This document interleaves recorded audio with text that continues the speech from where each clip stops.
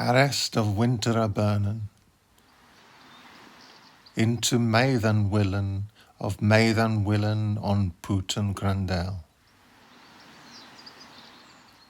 Of Putan Crandella on Bradan Berch, of Bradan Berge on Thonne Ellenstub, of them Ellenstub on Thonne Uwe Mestan Hangran.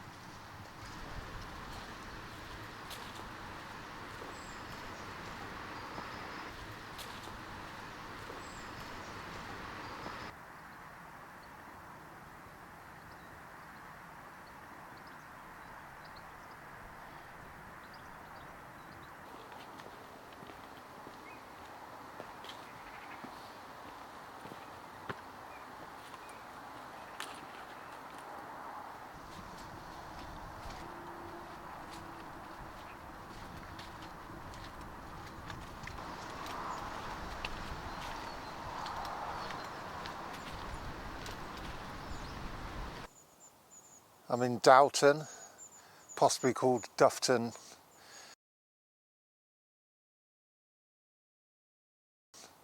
100 years ago or more, maybe still is called that today. And it was originally called Ductune, which means the estate of the duck.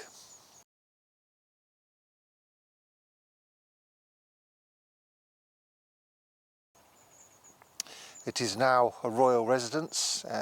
King Charles, previously Prince Charles, used to, or probably still does, live in Highgrove, just in this parish. But it's an old estate and it's a really complicated one for Anglo-Saxon charter watchers. It is quite difficult to deconstruct this one. I know Grundy gave up, other people have had a go, I'm having a go now. By the way, this tree here has been pollarded, which is an agricultural technique. And what it does is fresh new growth will spring up. Pollard means palmy's head. There's an old Middle English, I think, for a head. And cutting it off at head height means you'll get a fresh load of straight rods coming off the top. There is also some doubt about the authenticity of this charter, that it's a fake to give a monastery ownership of the land they don't deserve. But the experts certainly think the land boundary of Doughton is probably correct, and there's a number of reasons for this. It took me ages to get it to work out how to do it, how to get into this puzzle. One of which is that several rivers streams are named one after the other, going one from the other. So that gave a starting point. So we have Cutswell, which I've just come up, leads to the Tetbury Avon, which isn't the Avon, but that's another story. See previous video.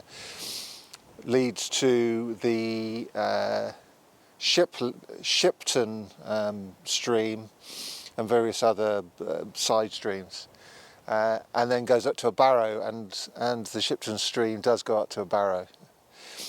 So that gave an in into the puzzle, but there was no names that I could categorically say were authentic names that survive today, until I accidentally came across the Tetbury advertiser, which talked about a story of some lady talking about the deeds of her house and how her village used to be called Bedwell, and there is a Bed de Wille in the Saxon Charter I'm in, and it's where it should be, according to my reading of this charter.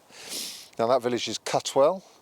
There's Cutwell Farm, Cutwell Ford, and the river has changed its names, which is quite common for rivers to change their name in England. There is a slight fly in the ointment because I've just last night, while casually reading some old transactions of the Bristol and Gloucester Archaeological Society, that there is a field called Bidwell or Bidwells or something like that, which is not where I'm placing the Bed of Wheeler, which it's not too far, it's about half a mile away. It's a very good reading, and it helped me realise that I'm on broadly the right track, because I don't know whether he was an amateur or not, but other historians are on the right track. So I'm now in search of one of the streams, which is called the Winterburn. The Winterburn. My accent doesn't really do R's, southeastern, mostly RP accent.